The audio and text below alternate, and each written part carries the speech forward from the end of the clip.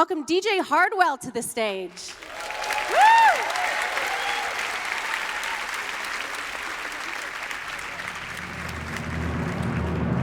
En ook een goedemorgen aan onze jongste gast, 16 jaar, Robbert van de Corput. Goedemorgen. Wat is jouw toekomstdroom? Ja, toch nummer 1 van de wereld worden. After Tiesto, again, a #1 DJ from the city of Breda. Dutch DJ Hardwell is the new #1 in the world. Youngest #1 DJ ever. With this status, Hardwell has the world at his feet.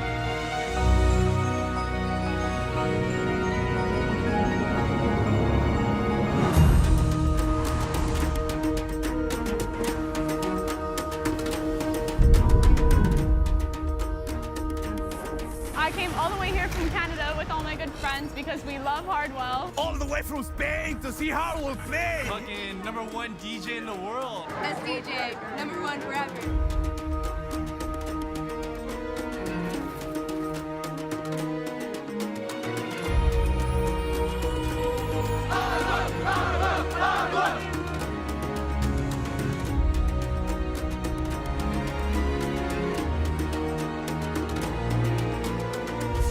Artist is on the move.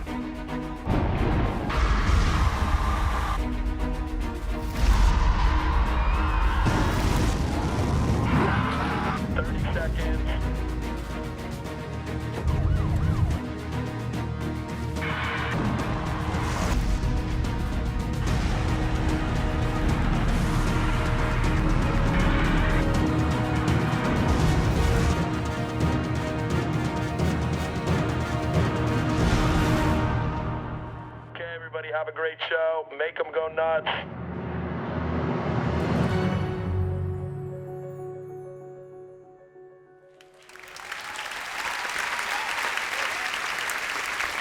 Hello. Welcome, everybody. This is a little different for me. Normally, when I enter the stage, I'm behind the decks playing music, but it's a real honor for me to be here today, and thanks everyone for coming. Well, I'm here today because I want to take you all on a small journey, basically who I am and how I got where I am today. Because without the internet, I would never stand here. I always watched and embraced new technologies to connect with my fans, to spread my music, and basically that's how I got where I am today. I saw opportunities where other people didn't see the opportunities. The first thing I want to talk about, one quote: if you can dream it, you can do it. It's a quote by Walt Disney that really inspired me since I was very young. If somebody tells me you can't do that, I want to be the guy that told them like later on, I can do it. And that being said, I discovered a documentary on the Dutch MTV about Tiesto and Armin van Buuren, Ferry Corsten, about the beginning of dance music in Holland, how trance music started in Holland, but I was only 10 years old. I'd never been to a club. I had no idea what a DJ was or what dance music was. But when I started documentary, that was my eye-opener. I was like, I want to become a DJ. I ran downstairs, walked up to my mom and dad. I was like, Mom and Dad, I want to become a DJ. That's what I want to do. I was 6 years old when I started playing piano. Actually, when I was a baby, I always grabbed the toys that made certain noises or music. Everything that didn't make a certain sound, I just left it behind. I only grabbed the toys that made music. So yeah, at that point, I found my passion. And what is passion? Passion is the most important thing. That dream as a little kid that I wanted to become a DJ, that was everything for me. It was my passion. Till this day, I never worked to become a DJ, because my passion, if you truly love what you do, you never have to work again. So at the age of 12, I started producing my own remixes and my own songs. And I actually embraced the internet, as I mentioned, to like explore my tracks and expose them. Back then, I just had my computer in my room, open Napster, Casa, LimeWire, everything, and I put all my music online there for free. And I used different ID3 tags from famous artists to get recognition. And that's how one of the biggest radio stations in Holland, Radio 538, picked up one of my remixes. A big record company in Holland heard that remix on the radio and got me my first record deal, official record deal. I was 14 back then, so that's actually how it started. That's what I said, create your free content. Content is really important. Content is everything to me. That's the way how I communicate with my fans. Well, at the age of 14, when I signed my first record deal, I got booked by different clubs in Holland just to, I was able to play my music, which was my dream, but on the other hand, I was building my brand from that point on. The famous quote, I was 14, so I couldn't work in the clubs. I had to take my parents with me, because I had to be 18 to actually enter the club. At that point, my name was on different flyers, on billboards throughout Holland, so that's the moment I started building my brand. At the age of 18, I started releasing my own CD compilations, because I wanted to, instead of I had a record deal, so I wasn't allowed anymore to upload all my illegal remixes on the internet. So I decided to do a mixed compilation called Eclectic Beats. And before that, in 4 or 5 years, I did more than 1,000 gigs in Holland before I did 1 gig abroad of Holland. This is actually how I started to build the Hardwell brand. Get exposure everywhere using mass distribution, TV, radio, and stores. At this point, we're talking about 2006, that was the time I started my own YouTube channel. Why do you start a YouTube channel? At that point in 2006, a DJ wasn't an artist. People weren't watching DJs online. Like, why would you go to YouTube and watch a DJ? The only guy that ever had video content was Tiesto because of his Olympic Games and his big concerts. I started my YouTube channel because I wanted to upload my music on YouTube as well. Because still till nowadays, a lot of people use YouTube just to listen to a song instead of Spotify. That's how I started for me with my YouTube channel. And that's how it started. Release free content with download gates. I was one of the first artists that actually had a special tab on my Facebook page where you could download music and bootlegs for free. But you had to like my page. Same for Twitter. You had a concept called pay with a tweet. And I was the first artist that ever used pay with a tweet. It means you could only download a certain track of myself if you tweet the track, so like a kind of a retweet. That's how I gained exposure in the beginning of my career. Then after all the mashups and all the bootlegs and all the remixes I did, there was one mashup, was Show Be Love. And there was one remix, one bootleg I did that really went viral. For me, as a kid that had a dream to become one of the biggest DJs in the world, this was it. Show Be Love was being played by every big DJ I looked up to. From Chesto to the Swedish House Mafia to all the guys. I was like, wow, all my idols are playing something I created in my bedroom. And from that point, that moment changed my life. That moment for me was everything. So I just released that track and the rest went by itself.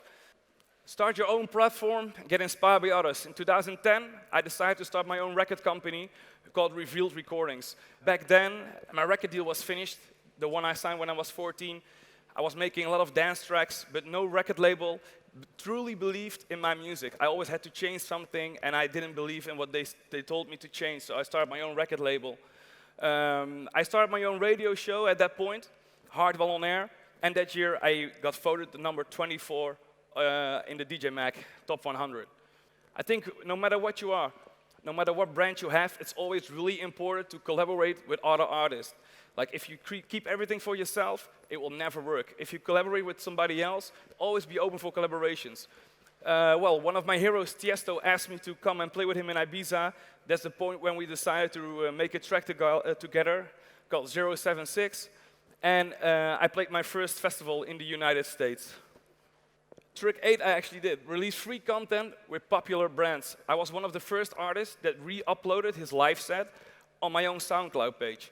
A lot of people wanted to listen to my music and to my live sets, but there was one thing I did different than all the other DJs. In the live set I played at certain festivals like EDC Las Vegas, I always played tracks that the people never heard before. So after the festival, the people who went to the festival, they wanted to relive and re-listen to the tracks I've been playing. There was no other place to listen to that track than my SoundCloud page. So that's how I got a lot of recognition on my SoundCloud. 1 year later, 2012, I got voted the number 6 DJ in the world. That was definitely a game changer for me. Remember why I started my YouTube channel? Because of this. I was the only DJ ever, the first DJ, that uploaded the live set, the live stream of his festival. So I'm not talking about the audio, about the live stream itself. And all the other DJs were like, I have no clue why you upload your live stream. I mean, it's already live streamed, so why would people rewatch it? I think they were wrong. I had more than 1 million views in one day, just on that live stream. And 1 year later, every DJ wanted to have his own live stream on his YouTube channel.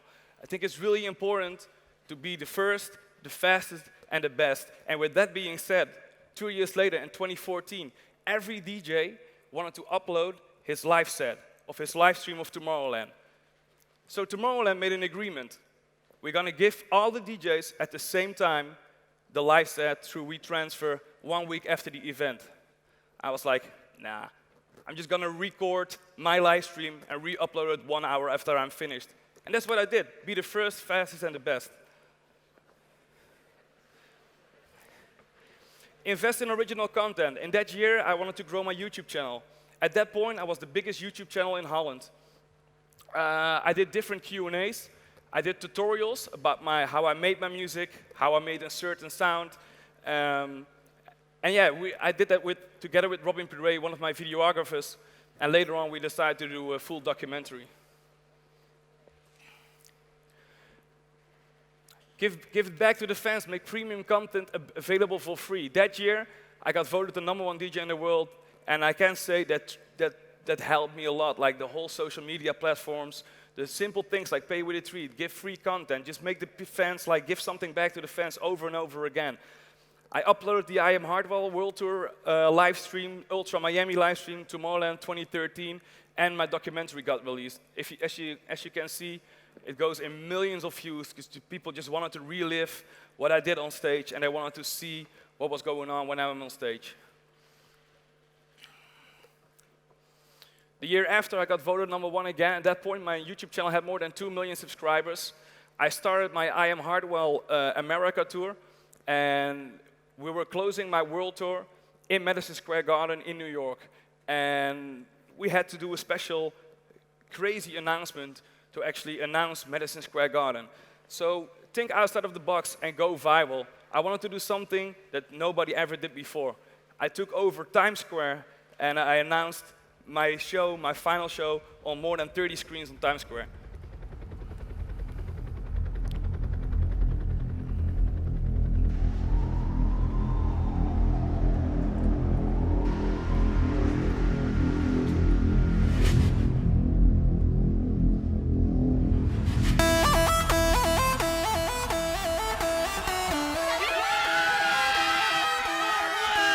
Number one, baby. This is probably the ultimate feeling right now. I feel so happy.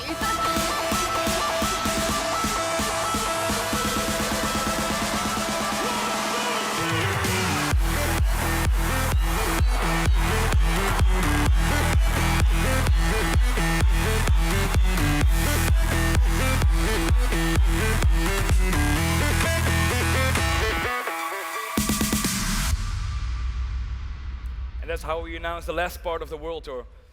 Everybody was talking about it in New York, and that was the buzz we wanted to create to actually sell out a place like Madison Square Garden. 2015, after the tour and we closed the tour, I released my first album, Unite We Are, and I did that with different partners around the world. I'm running my own record label, Revealed, but I wanted to use the local partners in every single country to distribute my music the best way possible. I'm just a single guy, like from Breda, with a small record company, and I needed like other record companies to actually help me put out my music. That was the first time I actually used a Spotify gate on a track, Blackout. I released that track for free on my birthday, and you actually had to subscribe to my Spotify channel to be able to download that track. Besides that, I did my concert in the Ziggo Dome, which was my second world tour. Ziggo Dome was the first event of that whole world tour, and we uploaded that content on my YouTube channel, which ended up over 21 million views. I think one thing that's really important throughout my career, actually, is be the first to use new technologies. I'm always trying to embrace new technologies. I'm always for the lookout for new technologies and how I can use that in my career. In 2015, I saw the whole 360 VR thing coming up, and I wanted to do something special. Since the live streams are so popular, I wanted to do a live stream in 360. And besides that, I did the whole after movie of my Miami performance in 2015 as a 360. If you go to YouTube or Facebook, you can actually be with me and walk with me. The after movie is great. If you want to check that out, that's great, because you actually walk with me through the stage. You have the feeling that you walk right next to me. This is the same thing. Always give back to the fans. You know, without my fans, I wouldn't be here today. So that's why I always try to embrace these kind of technologies and, yeah, work on something different that some other DJs never did before. Last year, I was the first musician ever to launch the Facebook bot. The Facebook bot, why I use it is it's a great thing. People, like fans, can actually record shout-outs, why they like a certain track, or why they are a fan of Hardwell, which track they like, and I use those voice messages in my radio show. Besides that, people can vote for their favorite track every week on the radio show. If you type in merch, you can check out the new merchandise collection. You can ask Hardwell on Facebook when he's coming back to which country you prefer he wants to go to, and he will answer you with the date and exactly the ticket sales. So it's really easy for me to now communicate with my fans just through a Facebook bot. And last but not least, something I'm really proud of. In 2015, I started my own foundation called Unite We Are, the same title as my album. With that foundation, I wanted to give something back to the community. Everything is really cool, all technologies, but when you come, for example, to a place like India, I saw a lot of homeless kids, and I wanted to give something back to them. That's why I decided to do something new as well, technology-wise. I started the world's biggest guest list. Everybody could enter my event just by subscribing on my website, and you had your name on the guest list. That means we had over 100,000 people on the event itself. And with those 100,000 people, we attracted a lot of sponsors and a lot of people that actually made it happen, that whole event. And because of all those sponsors, we helped more than 18,000 kids through education. And that live stream at that point of that event had more than 10 million views. And this year, I'm really proud, 2017, in this December, I'm coming back to India. I think we can skip this.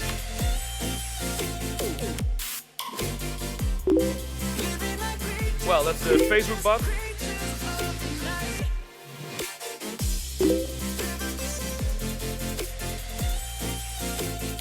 Hey everyone, my name is Hardwell. On December 13, 2015, we made history together. More than 80,000 of you joined me in Mumbai, India. Through your love and support in this epic event, my foundation, United We Are, and the Guest List for Good Social Enterprise were able to educate more than 80,000 unprivileged children on the Magic Bus program. In 2017, we're aiming even higher, and I'm thrilled to announce that I will be performing on December 3rd, 2017 at the world's biggest Guest List festival. Our goal this year is to enroll 100,000 more children in Magic Bus and put them on the path out of poverty through education.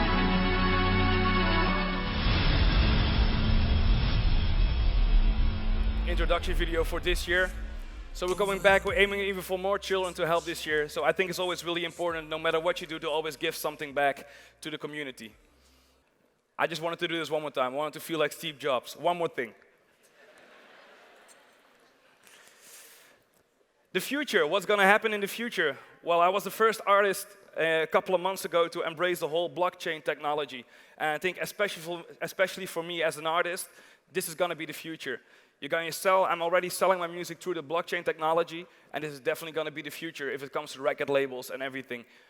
Besides that, I want to personalize my bot even more, maybe make like a Siri kind of version of my own voice. I want to use my own voice as like a Siri thing, as a next thing, and as a voice assistant. Everybody knows that that's the next big thing on the new Apple keynote. Apple probably going to present the same thing as Google Home, and you know, I think how great would it be to actually tell, let's say, a Google Home, like play that Hardwell track, get me tickets for that Hardwell show. That's what we're looking at right now, and that's why I'm focusing on the future, and definitely virtual reality. I think that's going to be even bigger in the future, and I'm definitely going to record more virtual reality videos of my live shows, but even in the studio, have a studio day with Hardwell and that kind of stuff. That's it for me. This is my speech. You can download everything on my Facebook bot, just type in Next Web on the Hardwell Facebook bot, and you get this presentation. You can rewatch the movies. And I want to thank everybody for coming today. I hope you got a little bit inspired, and I'm going to catch my plane. Thank you.